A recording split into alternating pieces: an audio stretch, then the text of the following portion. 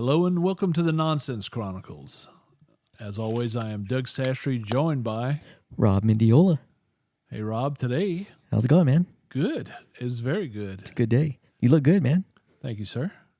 Yeah, you'd be surprised what. Got a lot of energy today. Yeah, you'd be surprised what a good health scare will do to For sure. your food intake plans. Yeah. yeah. So we're about 30 down so far. So 30 pounds down. 30 pounds down. Nice, man. Yeah. That's double from what you'd mentioned before. Yeah, it's Wow. going a little bit quick. It's going pretty quick, yeah. It's so much so that my kids, when they saw me at Christmas, and God knows I only see, They start freaking out. I see them at least three, but a couple of them, I don't see for maybe a month, and they actually, Dad, you need to go and get a checkup at the doctor. I was like, Right. the night of this happened, the morning before I had my physical, and everything was great. Okay, good. So I don't have any. So you got a good horrible- comeback. Yeah, no Yeah. problems. But today I actually did schedule an appointment for late January because I want him to check everything, my blood, and make sure, because like that blood pressure medicine I've been on since about 2010. No, man, you look good. You look great, man. I think Thanks. you're doing good. I appreciate it, man. I'm pretty sure you'll get nothing but good news. And I did it with no meth. Nice. Yeah, dude, that's always That always is good. yeah. But Well, who do we got today, Doug? today we have Saban Abel bassist, Awesome. Colorado Springs producer, Wow. and former bassist of Tantric, Scott Wilson. Nice. Hey, Scott. Hey, guys. Good, man. Yeah, well, I know he has a couple more labels than that, but that's the ones that I know about. Yeah. In fact, Rob was telling me that that band Westfield actually opened for Tantric years ago. What years were you in Tantric, man? Tantric was about 2012 Yeah, that till was before me. 17, I believe. 16. Yeah. Okay. Yeah, so they were way back. Yeah. Yeah. Yeah. Cool. Yeah. We go to the Wayback Files, the archives. That's right. Yeah, time flies, man. It does. And of course, I always say this, that COVID kind of folded time, so we kind of forgot. Yeah, Something. COVID is weird. Yeah. I missed out on a lot. It has thrown it's thrown a huge wrinkle. Yeah. In my time frame, when I try to recall dates or times or Yeah. even phases. Right. Yeah, because I say, well, hey, I hadn't seen somebody, and it wasn't that long, but no, it was because they had that year and a half, that we were. Now it's BC and AC. Yeah, that's right. Yeah. That- Before COVID. Yeah. and after After COVID. COVID. Yeah. Yeah, we were talking about. Damn it! Now see, I lost my train of thought. You know how Yeah. I am. I just mentally just short circuit there. Just we're talking about time, Yeah, I know, Yeah. but I can't remember what the hell I was going to say now. Damn that oldness. I think trains are supposed to sound a horn before they run away, but that one didn't. That one left the station. Man, yeah, there's some presents that come with getting older, man. Definitely. Now time definitely does fly, but yeah, missing out on the COVID definitely, like you said, threw a wrinkle in everything. Yeah, it did. Lost a lot of good people. Lost a lot of time, Yeah. with people. Yeah. Just being out For sure. together. Yeah. Yeah, huge deal with music. It definitely shut down the universe for a while. I was starving for music, man. We have Yeah, everyone. we had a friend. We have a friend called Michael Kennedy, and he was one of several people that started doing, like Lava Cantina started doing some too, and I supported it when they did it. I sent money, but They they would do live, Feed. live feed. I loved it because, man, look, Yeah, Michael's very talented. He could kind of do his own little show with that, Yeah, so he could. that was good. yeah, that was good. We needed more of that for sure. Well, Scott, what's up Yeah. with you, man? First off, tell us a little bit about Sunshine Studios, which, by the way, one time when I referred friends of ours to see another producer friend of ours, hey, go see that guy. Scott says, hey, man, I do music too. Now, I did not know that at the time, but yeah, I felt about an inch high after he told me that. But but tell us about Sunshine Studios, man. Yeah, we're 17,000 square feet of music Wow. stuff in a building. Damn. I met Christina, my fiance. She paid for me when I was in Tantric, and Wow. our Yeah. first, yeah, you know, it happens. It happens legally sometimes like that, but yeah, she's owned the venue for 17 years. This coming year will be 18, and music venue, 750 indoor capacity, 2,400 outdoor capacity.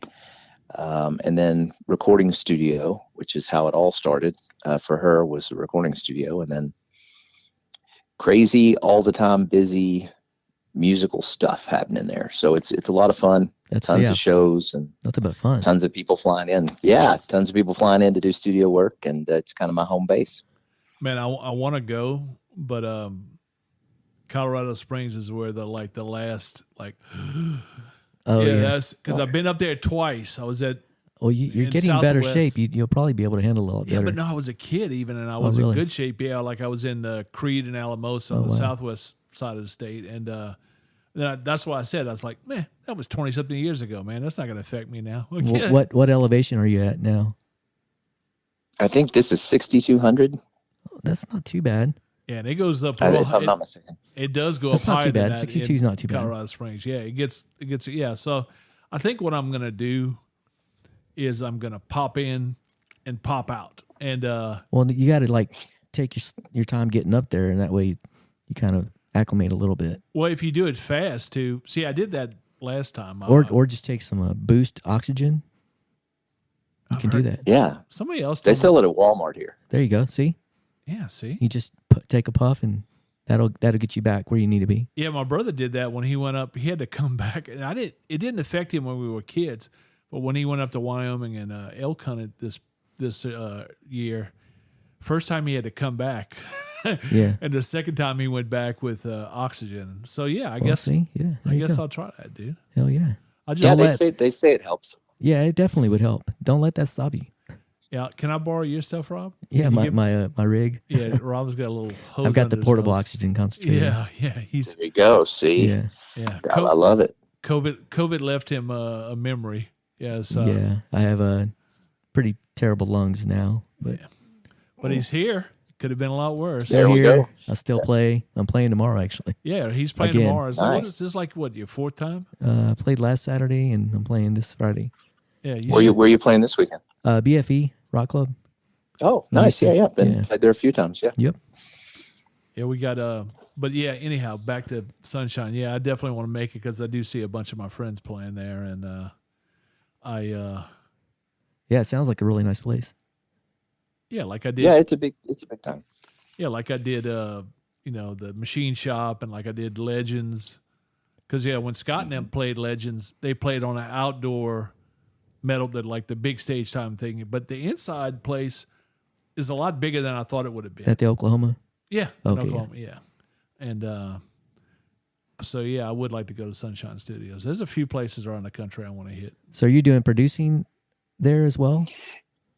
Yeah, I produce there, and then I work Nashville Oh pretty wow. often as well too down there. So, and then whatever studio calls me and the act is there, I'll jump on a flight and head over there and do a record whenever we schedule it in. But yeah, I've done producing since I've worked in studios since I was 14. Oh So wow. most of my life I've been a studio hound, and a lot Yeah. of people don't know that part of me, but that's my main income. Always Wow. has been. Yeah, I knew you were a what I guess is called a session player, correct? Yeah. Yeah, Mm-hmm. he'll come in and be the hired gun Yeah. for he's done it for Malcolm, and I know he's played with Scotty, and So that's good to get your name on all these projects, right? Yeah. Yeah. It's all good. You know, it's a paycheck, and then residuals sometimes Right. depending on the deal. And I love to write. That's one of my biggest things. So Yeah. I enjoy the writing part of it and the creation, and then tracking it, doing it all. It's all fun. So how'd you get Stuff into that? lasts forever. How did that start? You said 14 starting. So how did that come Yeah. about? Tell us your story. Well, I had when I was a kid, of course, started playing and whatever, and had a cool little band. I thought I was cool anyway. And I had a mullet and a mustache, Nice. so I had to be somewhat cool. yeah, you were course, cool you know. for sure. Yeah. So my a guy in our town. His name was Houston Barger. He was 8 years older than me, and he was the cool rock guitar god in town, and I got to be buddies with him, and he was in a band that his drummer lived 2 doors down from me. So I got to go down and watch the guys who were actually making waves in the scene, in Kentucky, in Lexington, Kentucky.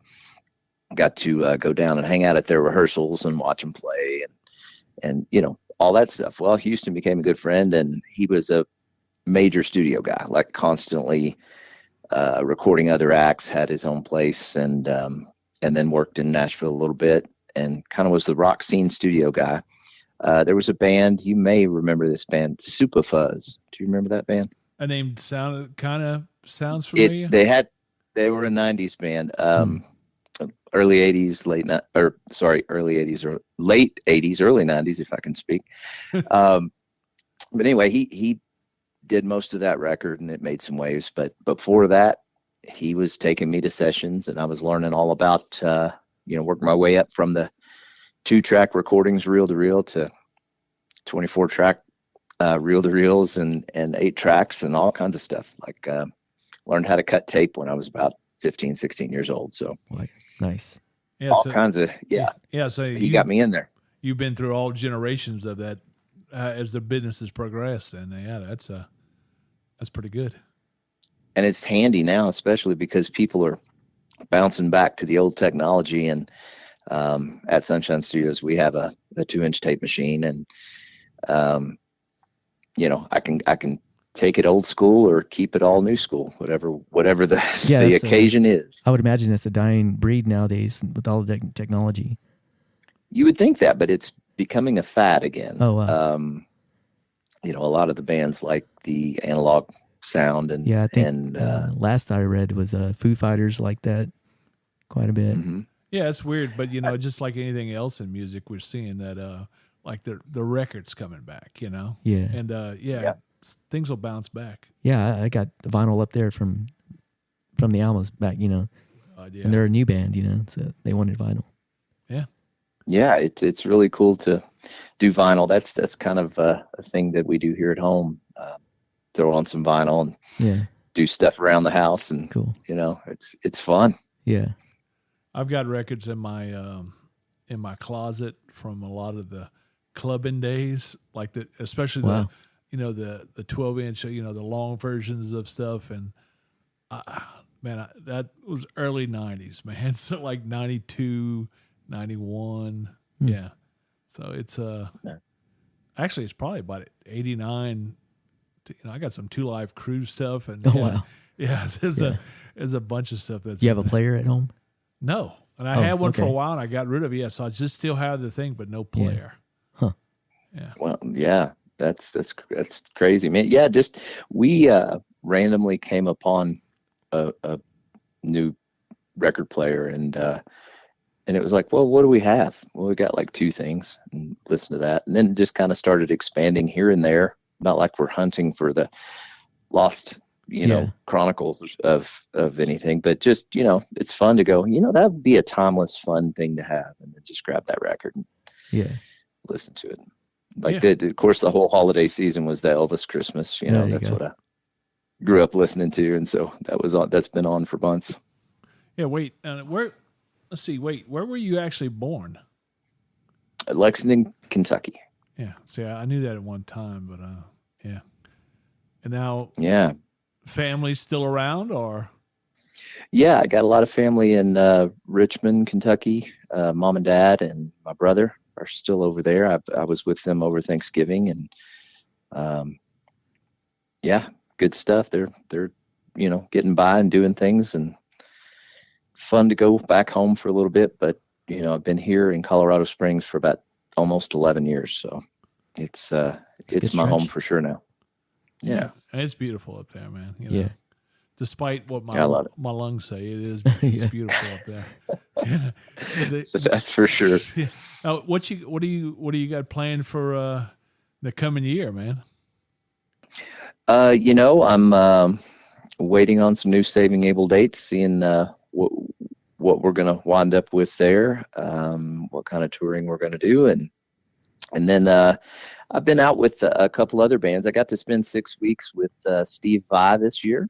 Nice. That's a cool gig. Yeah, and that was fun, and got to hang out with those guys, and then just kind of doing whatever comes about, man. It's been a good break for me from touring, over this little season, and ready to get back at it though, and Does the Steve Vai get out gig and see some people. do y'all do a lot of just jam session type thing on stage during the shows? No, actually, that it's pretty scripted. Yeah. Okay. It's all pretty. Yeah. Wow. But yeah, and I didn't play, just so we get that on the line. I actually drove the bus. Oh, okay. It's a funny story. A friend of mine owns the bus, and I got a call, and this bus driver had wrecked the bus twice. Jesus. And That's expensive. So a friend of mine calls me and goes, "Is there any way that you can go out?" And I've got, the credentials and things, of course. And some people know that I can drive. So this guy says, "Is there any way you can help me out? Like, they're getting ready to cancel the whole tour. Like, Wow. This is bad."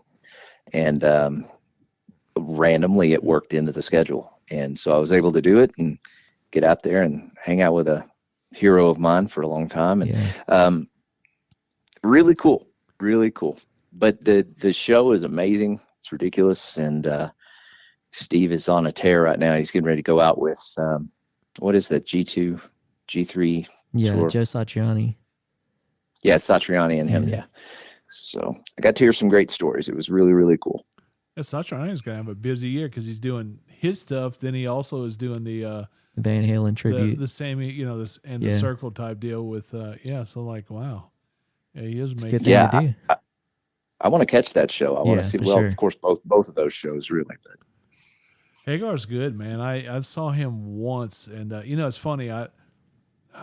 Styx, when I was first got into rock, Styx was my first favorite band, and then Mr. Roboto came out and said, "Well, we're going to be moving you down from number one." And I love that song. I don't know why. God, I hated it. I still do. But I still love Styx. But I mean, I definitely went into Van Halen's. Saw him Fair Warning, Diver Down in 1984. But if you ask me, and it's like heresy to some people, I still think Sammy Hagar's the best guy that you put up front. Just in my opinion, I love Sammy Hagar. I mean, they both had their own thing, But. They both, I regret nothing on seeing the David Lee Roth stuff. I thought it was great, but I just think Sammy Hagar's a better performer. So he's a musician from Hades. He is, I mean, the guy. I was a huge Sammy fan before. Yeah. And then when that happened, I was like, great. Yeah. Yeah. So I loved it. No, I remember when, because that was so much my band at the time. I remember when it happened, and I remember they did the Form Aid thing. Yeah, and, that was the first show with him. Yeah, it wasn't. It was just those two jamming together. Like, it wasn't a Van Halen show. It was Sammy and oh, okay. I Eddie. thought that's when they kind of introduced him as a. No, they did say that they would be at that thing. That's what they. okay. Yeah. In fact, there's video of that somewhere. Yeah, and so I was very tuned into that because, man, I said, wow, this is amazing, man, because Sammy was just coming off the highest of his solo stuff it ever got, and I thought that was really cool. No, he seems like a really cool dude. And then that created something to the offside that a lot of people don't look at, but the David Lee Roth first record, with Steve Vai. Vai, that's right. Oh God, what was the song? Yankee Rose. Yankee Rose. No, Yankee Rose. David Lee Roth, he's awesome, man. Yankee Rose is so badass, man. Yeah, you can't take anything away from him. Oh, totally. That whole record, though, it was like a whole different level of different, things. You got two of the greatest people who ever touched strings. Billy I mean, Billy Sheehan and David Lee Roth, and Steve Vai. Yeah. Like, oh my gosh, that's going to be an incredible thing. So it spun off something really cool too.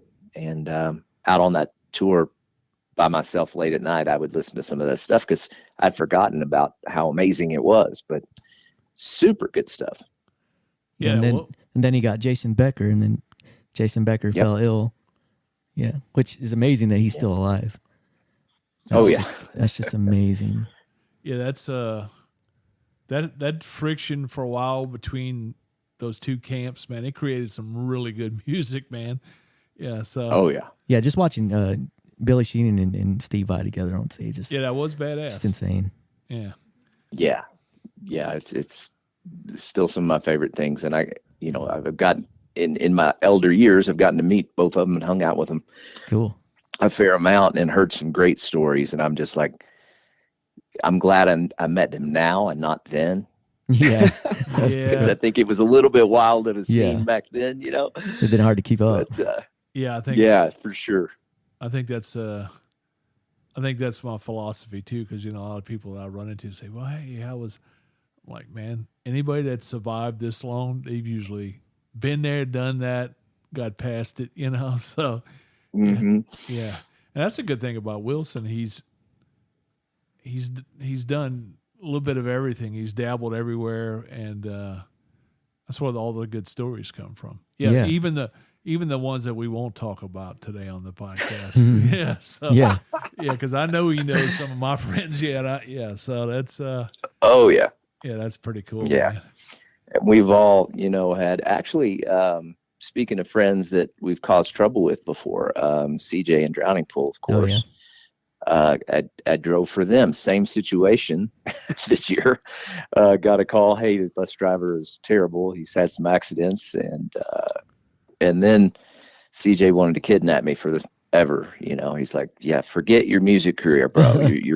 You're gonna stay here with me and drive the bus because it's awesome." Every night he would come up and go, "I can't believe you're driving this giant bus. This is so cool." Yeah, and Wilson, I know from when they Abel, since I've met him, Abel had went through a couple different bus drivers, and that seems to be a shaky profession at best. And yeah, I remember you driving the bus for a while with them, but yeah, they, I'll tell you this. I had mentioned this before that, and Jason Marino, man, he was always good to me, so I got no complaints about Jason. But I will tell you this: that when I went, even though like by the time I saw him after you did, they were like on the end of that 2.5 to 3 month almost stretch, and in fact that was the last couple of dates. I saw him in Houston and New Orleans, and I walked on that bus, and it was the happiest I'd ever seen those guys, which is shocking because at the end of the tour, you just worn the hell out. But no, I said, man, y'all sound like y'all just got an attitude adjustment, man. So yeah, I really look forward to seeing them what they do this year. So Oh yeah, everybody's so happy, and I want to pat myself on the back for that, and just say that I feel like everybody gets a good night's sleep when I'm around because I'm boring. You doing the quiet driving? Is that what you're saying? I'm doing the smooth driving. It's like smooth jazz. I'm kidding. No, everybody was so happy on that tour, and it was Saliva and Drowning Pool. Everybody was just like, and I've known everybody in those camps for a long time. And so everybody was just so cool and happy and having a great time. And of course, Ryan's back, and that's exciting and kind of breathes a new life into Drowning Pool as well. Yeah. And they did really look, energized. And I'm going to do a couple cook things with them this year. Cause we're doing a little, they do their meet and greets, but we're doing a couple eating greets. And Nice. I'm actually going to go to Daytona with them. And I'm going to go, like, that's on a Sunday. Then the following Thursday, I'll be in Columbus with them for the Sonic Temple thing. And be good because what we're doing at our company with some musicians right now, it gives me a chance to get out and meet some perspectives. So that works. Yeah, and it's awesome. And you can cook, so that's a whole nother story. But yeah, so everything you fix is great. So yeah, you get to meet the people, hang out with the musicians, and then the musicians get to eat, and it's That's nice. Rare to get good food. Yeah. Yeah, Wilson, as Abel would come into town and they'd all bus in together, but they were all going back to, Memphis, Corinth, Nashville. Well, not Scott. He's going to Colorado Springs, so he would fly back. So he'd stay at the house, and I remember the first time he came over, he asked if I had something that was like a liquor or something. Oh, no, beer. And he saw I had wine. Gave him a bottle of wine. He sat on the couch. I set him up. He watched TV. I went in my room and gamed, and that was it. I let him just chill out. Yeah. Take a breather with a nice red wine and kick back. And he was gaming. I thought he went to sleep, and then he comes out later on and goes, "You good?" I'm like, "Yeah." He said, "I've been gaming." I said, "Oh, cool. Yeah, great." Yeah, that was my. Yeah, of course his house is set up for the ultimate entertainment. You know, it's open and so great of a place. I had no clue that I was going to end up getting married, and you know, I told that to my wife today. I said, you know, my oldest had came to live with me because she was in between apartments. She was going to move out of town, and I said, you know, I had to convince her to come stay with me. So it was nice to have a kid for a while. Then after that, I said, man, I'm going to be doing cartwheels on the floor. No, it's not so much, but I couldn't be happier. But the wife I have, she loves all the same music. In fact, she loves even harder music than I do, and she's she knew that, you know, musicians will come in, and that's a stopping point, you know. So and everybody really appreciates that, because just having a safe haven of you know, not only your friend, but just somewhere we can all decompress and just let down the running for mayor for a minute, you know, because sometimes you don't feel like running for mayor. So if you don't, shake hands. You're Doug. You can go, you can go, "Hey, Doug, I feel like crap, man. I just need a break." Cool. Here's a bottle of wine. Watch some TV. Go disappear. Yeah, you know, it's the clapping's nice, but sometimes you just want to stop. No, it's like I said, you know, when I was at Wildcatter, it was this is the same day I met Scott and him. John had, you know, to introduce me, and I went on a bus. I don't know, I was there an hour or something, and you know, we ended up getting off the bus, and they were getting ready to go in the kitchen, which is, I like it better. I like it as the green room better than the actual green room at Wildcatter. Yeah, because it's, you know, it's nice. And and I was walking up there, and I heard John say, our promoter friend we lost this past year. He said, "Doug, I want you to meet somebody else." I'm like, "Okay, who now?" I turn around, it's Roger Clemens. And man, remember that? Yeah, he was there. Yeah, I do. And man, I wanted to get a picture with him, but I know he goes to Wildcatter every once in a while. I said, "You know what? I'll do it another time," because I know he had just got freaking mobbed on the way up. I wasn't going to be that guy, you know. So I said, I'll get one later. But that was really cool. Yeah. He came on the bus telling stories from early Saving Abel days when he came to hang out, and everybody got into a little bit of mischief, I'll say. But that's as far as I can go with that. Yeah. But the Rocket had a good time, and everybody had a good time, and there was people throwing fastballs with objects that were not supposed to be baseballs. They're not any kind of ball. But that's all I'll say about that. Yes. I don't think the statute of limitations has run out on that yet. No, we keep quiet, especially in Texas. We'll live alone, yeah. You know, it's amazing. You know, some of the people meet, and we talk about, you know, John Janis was a friend of yours as well, you know, and John introduced me to so many damn people. You know, when he I told us before, but I was staying at a friend's because I sold my house before my house was going to be finished. So I was staying with them for about 3 months. It was about a 40-minute drive north to where I was building. And I got a call from John saying it was a Sunday. You remember? And he said, "Hey, Doug, come on." Now, John was battling this battle versus cancer for like 3 damn years. I mean, it was insane how long that was. And so he asked me, he said, "The guys from Saving Abel really want to meet you. Will you please come?" I said, "Yeah, man, I'll be there." But I knew I had to go home.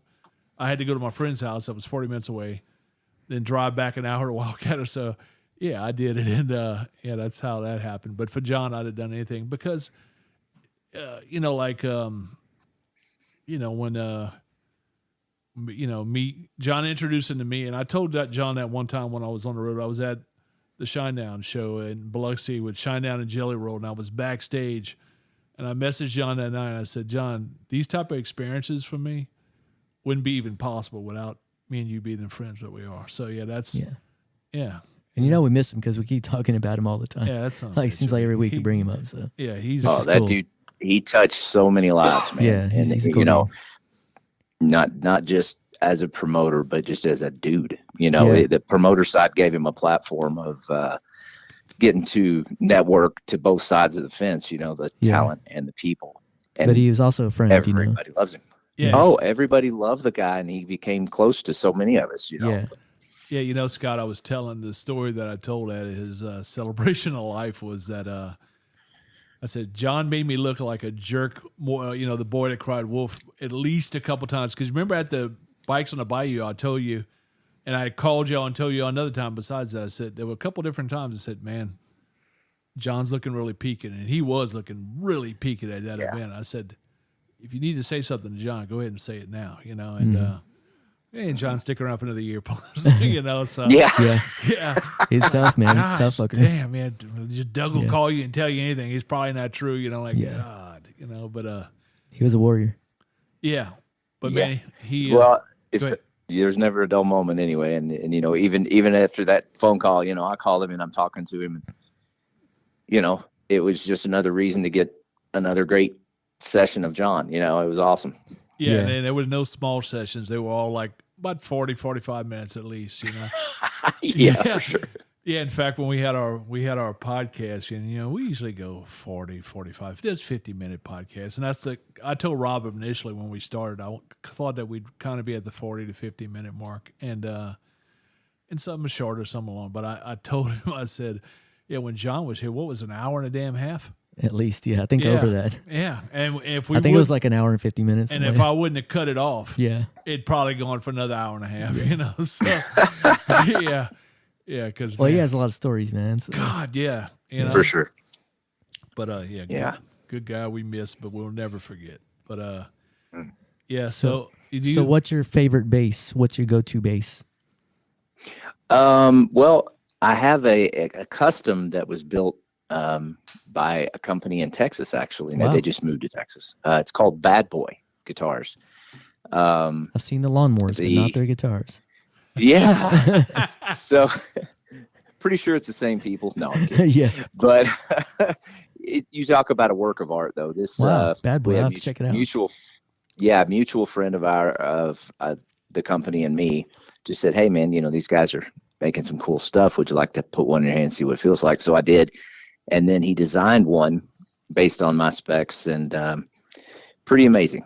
And so you can check that out online at badboy.guitars.com, and they have my specs on there. It's called the SW4.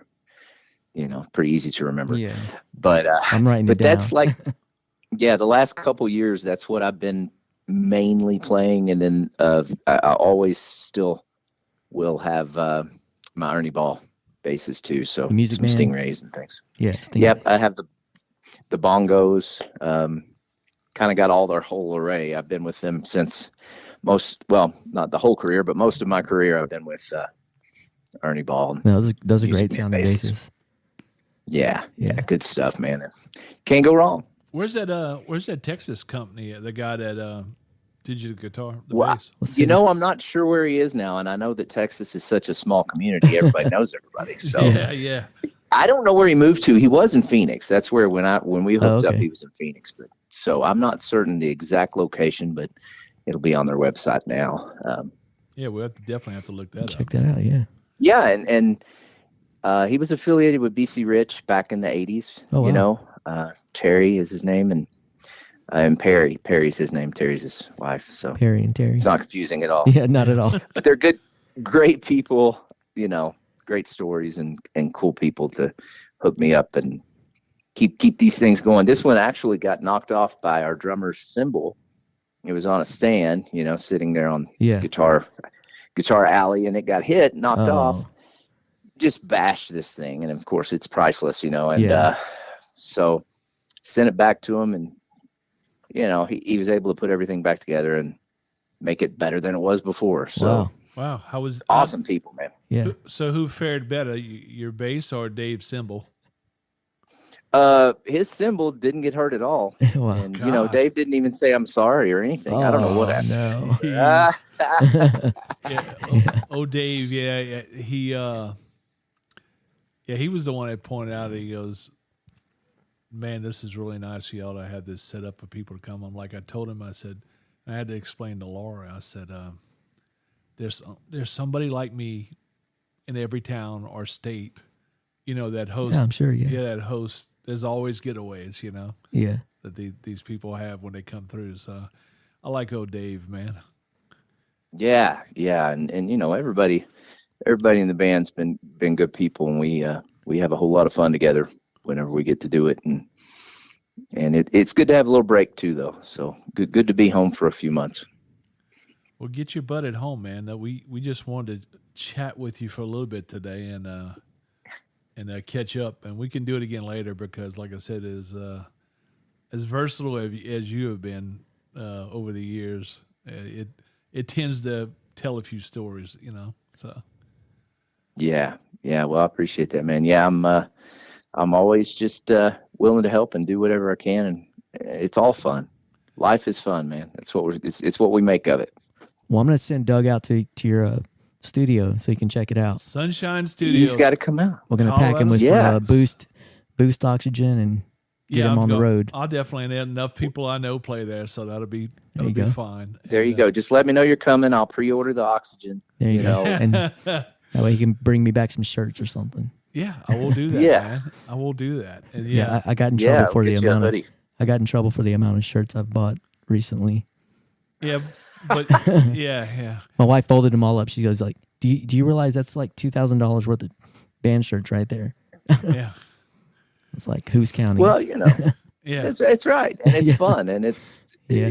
I've got a collection of of Tantric and Saving Abel. Like every time a new design would come out or whatever, Yeah. I would buy that, and I keep saying I'm going to have somebody make a quilt out of it, but I haven't yet. I've got them all boxed up, ready That would to be go. cool. But I've Yeah, seen I those. thought that'd be a good idea. I've seen those. Those are actually really Wow. nice. Yeah, and I've had Yeah, we friends do that. yeah, you can lay there and reminisce as you're laying on the couch. Yeah, for sure. That is a great idea. Yeah. I've never seen those, but No, That's it is. great. I'll show you one later Yeah. today. Yeah, those are really cool. Doug will make one for you. He's going to There you get go. that out. His quilting needle. There you go. I don't know about that. Yeah. we'll trade oxygen for quilts. Yeah, next time. In fact, There we next time you come in, I got to show you my cello, man. Yeah. Have you ever played cello? Oh, sweet. I have played upright bass, Cool. which is not the they're- same thing, but very similar. Very Yeah. similar. Yeah. Fretless. Yeah, I was going to tell you that, the difference I noticed compared to playing a guitar, I think it's much easier. And I mean, I think in the fact that you don't have to switch strings nonstop. Sometimes you're on the same string, just going up, down, up, Yeah, down. I wouldn't say hammering it's back. easier. It's just a different beast.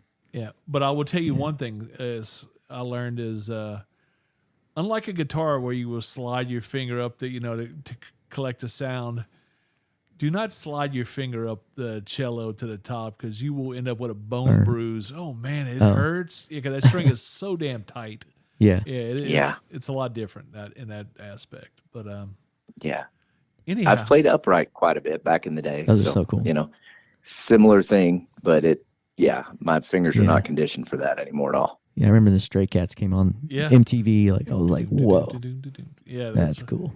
I would say you can check out Scott on his profile on Instagram. You can see his band Saving Abel.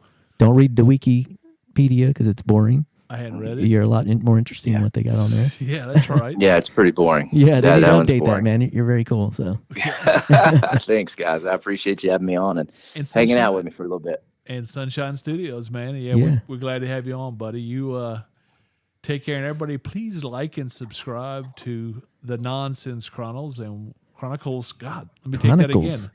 The Nonsense Chronicles. We'll do that again. And we have spoken a lot of nonsense, and I appreciate Yeah. you guys doing it. It's qualified, Thanks, man. man. Take care, man. We'll talk to you soon, buddy. later. Thanks, guys. See you. Bye.